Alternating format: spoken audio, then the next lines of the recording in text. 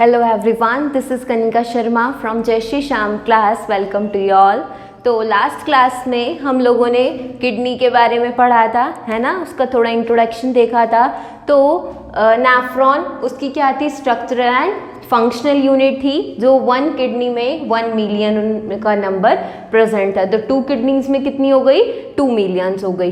तो the मैल्पिजियन tubules PCT यानी कि proximal convoluted tubule, distal convoluted tubule of nephron are situated in cortical region, यानी कि ये सब तो क्या है, कॉर्टिकल रीजन में प्रेजेंट है। और जो लूप ऑफ हैनले है ना, लूप ऑफ हैनले की जो शेप होती है वो ऐसे you pin like shape like structure होता है ना, तो वो कहाँ प्रेजेंट होता है, वो मेडुला में होता है ना।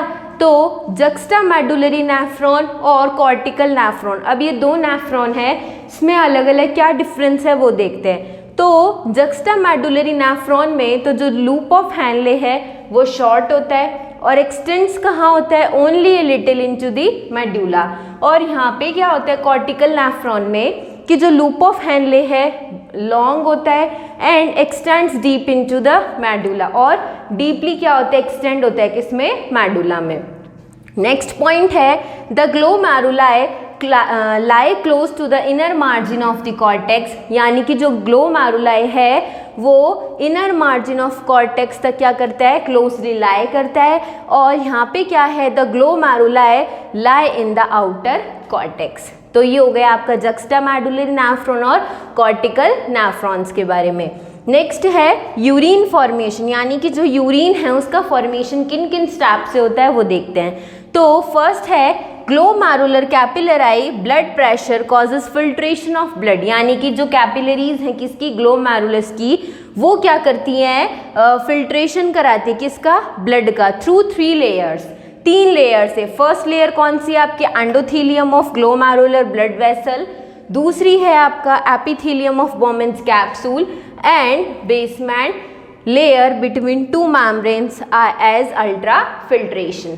ये हो गई आपकी 3 लेयर्स, कौन कौन सी, फर्स्ट है endothelium of glomerular blood vessels, then epithelium of Bowman's capsule and basement layer between 2 membranes as ultrafiltration.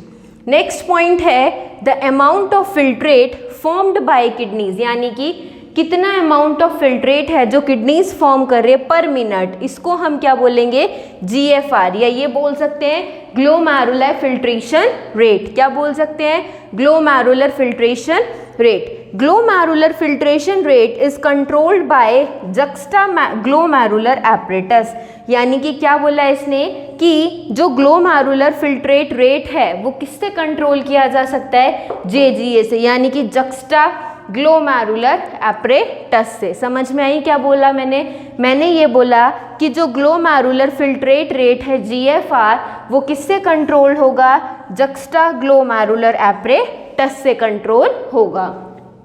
99% of filtrate has to be reabsorb, यानी कि जो 99% जो फिल्ट्रेट है वो रीअब्जॉर्ब हो जाएगा by renal tubules called reabsorption. ठीक है, तो पहले तो क्या हुआ, फिल्ट्रेशन, ठीक है, फिर then reabsorption and then secretion.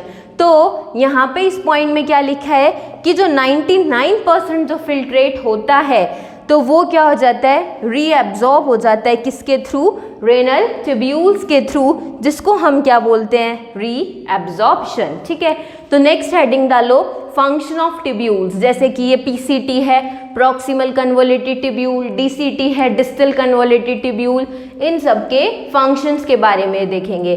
तो हेडिंग डालो फंक्शंस ऑफ ट्यूब्यूल। यस, तो नेक्स्ट है फंक्शंस ऑफ ट्यूब्यूल्स। इसमें हम सबसे पहले पढ़ेंगे PCT यानी कि प्रॉक्सिमल कन्वोल्यूटेड ट्यूब्यूल। इसमें क्या है कि जो सारे इंपॉर्टेंट न्यूट्रिएंट्स हैं और 70 to 80% जो आपके इलेक्ट्रोलाइट्स हैं वो क्या हो जाते हैं, एब्जॉर्ब हो जाते हैं, वाटर क्या हो जाता है, रीअब्जॉर्ब हो जाते हैं। किसमें, प्रॉक्सिमल कन्वोल्यूटेड ट्यूब्यूल। आप अपनी बुक में जो डायग्राम है NCERT में इसका नेफ्रॉन का, वहाँ पे देखना PCT पार्ट को। तो PCT पार्ट है, वहाँ पर क्या हो जाता है कि इम्पॉर्टेंट न्यूट्रिएंट्स हैं जो 70 to 80% उसका और वाटर का क्या हो जाता है, रीअब्जॉर्प्शन हो जाता है। नेक्स्ट पार्ट है हैनलेज लूप। हैनलेज लूप कैसा होता है, ऐसा you pin shape like structure होता है, ठीक है। चलो मैं आपको डायग्राम बना के दिखाती हूँ साइड में, है ना। या पहले चलो थोड़ा पढ़ा देते हैं, फिर बता दूंगी डायग्राम के थ्रू। तो जो हैनलेज लूप है वो क्या मेंटेन करता है, high osmolarity of medullary interstitial fluid को मेंटेन करता है, कौन, हैनलेज लूप। नेक्स्ट है डिस्टल कन्वोल्यूटेड ट्यूब्यूल, ये क्या करता है, कंडीशनल रीअब्जॉर्प्शन करता है, किन किन चीज़ों का, सोडियम का और वाटर का, और मेंटेन्स करता है pH and sodium potassium balance को। अब इसने यहाँ कंडीशनल क्यों बोला है, क्योंकि हैनलेज लूप तक ही क्या हो जाता है, रीअब्जॉर्प्शन हो जाता है मेनली, पर अगर कोई चीज़ रह जाती है तो वो यहाँ पे डिस्टल कन्वोल्यूटेड ट्यूब्यूल में क्या हो जाता है, एब्जॉर्ब हो जाता है, इसलिए यहाँ क्या बोला है, इसको कंडीशनल रीअब्जॉर्प्शन बोला है, ठीक है। नेक्स्ट पॉइंट है कलेक्टिंग डक्ट। कलेक्टिंग डक्ट में क्या है कि large amount of water is reabsorb, यानी कि लार्ज अमाउंट में जो वाटर है वो क्या किया जाता है, रीअब्जॉर्ब किया जाता है टू प्रोड्यूस कॉन्सेंट्रेटेड यूरिन, यानी कि कॉन्सेंट्रेटेड यूरिन को प्रोड्यूस करने के लिए।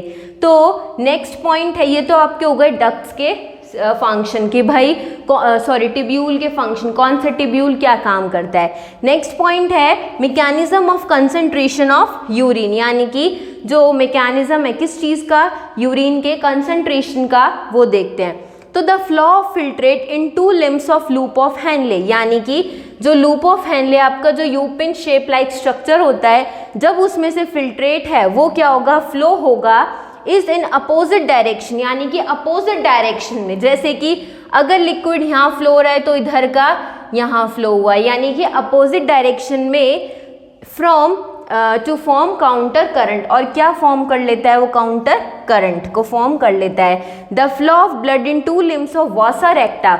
अच्छा, अब जो हैनलेज लूप है उसी के ही सराउंडिंग में क्या प्रेजेंट होता है, वासा रेक्टा प्रेजेंट होता है, जिसमें क्या हो रहा है, ब्लड का फ्लो हो रहा है, ठीक है, जो क्या कर रहा है, ऑस्मोलैरिटी को इंक्रीज कर रहा है, कहाँ पे, towards the inner medullary interstitium in the inner medulla, ठीक है। तो वासा रेक्टा कहाँ प्रेजेंट है, surrounding the Henle's loop. Next point है the transport of substances facilitated by special arrangement of Henle's loop and vasa recta is called counter current mechanism, यानी कि जो substances का क्या हो रहा है, ट्रांसपोर्टेशन हो रहा है, कैसे, स्पेशल अरेंजमेंट्स के थ्रू, किसके, वासा रेक्टा और हैनलेज लूप के, उसी को हम क्या बोल रहे हैं, काउंटर करंट मैकेनिज्म। तो पूछ सकते हैं what is counter current mechanism, तो आपको लिख के आना है the transport of substances facilitated by special arrangement of Henle's loop and vasa रेक्टा is called counter current mechanism, ठीक है। अब यहाँ पे मैं आपको छोटा सा डायग्राम बना के दिखाती हूँ, किसका, नेफ्रॉन का, तो आपको समझ में आ जाएगा। देखो ये है आपका बोमेन्स कैप्सूल, यानी कि कप शेप लाइक स्ट्रक्चर, है ना। कल पढ़ा था ना कि जो आपका नेफ्रॉन है वो 2 पार्ट्स में डिविजिबल है, ग्लोमेरुलस और रेनल ट्यूब्यूल। तो इस वाले यहाँ तक के पार्ट को क्या बोलते हैं, ग्लोमेरुलस। ये क्या है, ब्लड कैपिलरीज है। यहाँ से तो ये एफरेंट आर्ट्रियोल, यानी कि यहाँ से तो ब्लड क्या है, एंटर करता है किसमें, नेफ्रॉन में, और यहाँ से क्या है, आउटसाइड मूव कर जाता है, ठीक है। फिर यहाँ पे क्या है, ये पीसीटी बन जाती है, यानी कि प्रॉक्सिमल कन्वोल्यूटेड ट्यूब्यूल। देन ये यू शेप लाइक स्ट्रक्चर क्या है आपकी, हैनलेज लूप, एंड देन क्या बनता है, डीसीटी, क्या बनता है, डीसीटी। डीसीटी में क्या बताया था, कंडीशनल रीअब्जॉर्प्शन, एंड देन यहाँ पे क्या है, कलेक्टिंग डक्ट। देखो अब समझते हैं इसमें क्या है। ये तो पार्ट हो गया आपका बोमेन्स कैप्सूल, और ये क्या है आपका, ग्लोमेरुलस। अब इस ग्लोमेरुलस में क्या है, इसको हम बोलते हैं एफरेंट आर्ट्रियोल, यानी कि जिसमें से जो ब्लड है वो एंटर इसमें कर रहा है, और जहाँ से निकल रहा है उसको हम क्या बोलते हैं, इफरेंट आर्ट्रियोल। क्या बोलते हैं, इफरेंट आर्ट्रियोल।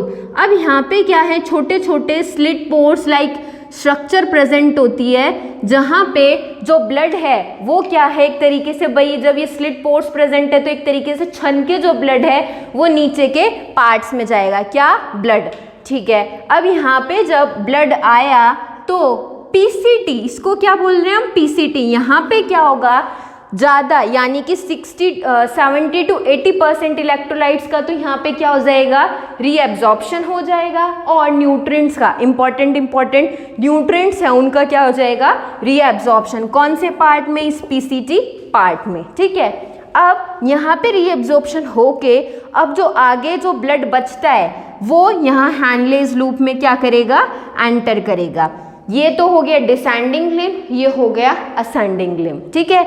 ये कौन सा लिम्ब है हैनलेस लूप का, डिसेंडिंग लिम्ब, ये हो गया असेंडिंग लिम्ब। अब लूप ऑफ हैनले में क्या बताया था कि maintains high osmolarity of medullary interstitial fluid, यानी कि ऑस्मोलैरिटी को क्या रखता है, मेंटेन रखता है। नेक्स्ट क्या है, यहाँ से जब ब्लड है वो डीसीटी में एंटर करेगा तो मोस्टली क्या है, यहाँ हैनलेस लूप तक ही क्या हो जाता है, रीएब्जॉर्प्शन हो जाता है। पर यहाँ डीसीटी में कंडीशनल रीएब्जॉर्प्शन होता है, जैसे कि लेट सपोज यहाँ किसी चीज़ का रीएब्जॉर्प्शन नहीं हो पाया गलती से, तो वो कहाँ होगा, यहाँ डिस्टल कन्वोल्यूटेड ट्यूब्यूल में होगा, ठीक है। अब यहाँ तक के ब्लड को तो हम क्या कर रहे हैं कि सिर्फ और सिर्फ फिल्ट्रेशन बोल रहे हैं, यानी कि जब ब्लड है वो डीसीटी तक आया तो हम उसको यूरिन टर्म नहीं दे सकते हैं। जैसे ही कलेक्टिंग डक्ट में आएगा, इसको हम क्या बोल रहे हैं, सीडी, यानी कि कलेक्टिंग डक्ट। जैसे ही ब्लड है वो आपका कलेक्टिंग डक्ट में एंटर करेगा, वैसे ही हम उसको नाम क्या दे देंगे, यूरिन। यानी कि डीसीटी तक हम क्या है, ब्लड जो प्यूरिफाई या ये बोल सकते हो रीएब्जॉर्प्शन होता जा रहा है, प्यूरिफाई नहीं बोलेंगे, रीएब्जॉर्प्शन बोलेंगे। तो यहाँ पे जो डीसीटी तक जब रीएब्जॉर्प्शन होता जा रहा है उसको हम यूरिन टर्म नहीं देंगे। कब देंगे, जब कलेक्टिंग डक्ट में एंटर कर जाएगा, ठीक है। और कलेक्टिंग डक्ट क्या कर रहा है, लार्ज अमाउंट ऑफ वाटर और जो भी आगे आयंस वगैरह उससे क्या हो रहा है, जिससे यूरिन का फॉर्मेशन हो रहा है, ये कलेक्टिंग डक्ट का काम है। अब कलेक्टिंग डक्ट से फिर कहाँ ओपन हो जाएगा, ये जो किडनीज का यहाँ पे जो हाइलम वगैरह, जो रेनल कल आपको पार्ट्स बताए थे पिरामिड वगैरह है ना, वहाँ से ओपन होके और फिर कहाँ, यूरेटर में एंटर कर जाएंगे। यूरेटर से देन यूरिनरी ब्लैडर में स्टोर होगा, कब तक, जब तक उनको सिग्नल्स नहीं मिलेंगे, एंड देन यूरेथ्रा के थ्रू पास आउट हो जाएंगे।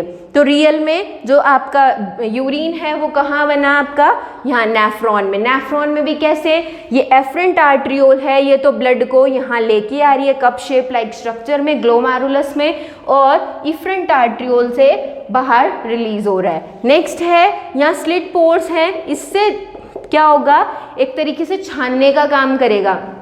जैसे चाय नहीं छानते हैं क्या, ऐसे ही क्या ये स्लिट पोर्स क्या है कि सीविंग का काम करेगा। उससे क्या होगा, जो ब्लड है वो यहाँ पीसीटी में क्या हो जाएगा, पास आउट होके देन पीसीटी में क्या होगा, यहाँ पे रीअब्जॉर्प्शन होगा। ज़्यादा से ज़्यादा रीअब्जॉर्प्शन की बात करें तो पीसीटी में ही हो जाएगा। देन लूप ऑफ हैनले में क्या होगा, मूव ऑन करेगा एंड देन यहाँ कंडीशनल रीअब्जॉर्प्शन होगा, और जैसे कलेक्टिंग डक्ट में एंटर करेगा हम इसको क्या नाम दे देंगे, यूरिन नाम दे देंगे। एंड देन ये ureters and then urinary bladder and then urethra के थ्रू पास आउट हो जाएगा, ठीक है। नेक्स्ट क्लास में हम लोग regulation of kidneys and functions पढ़ेंगे।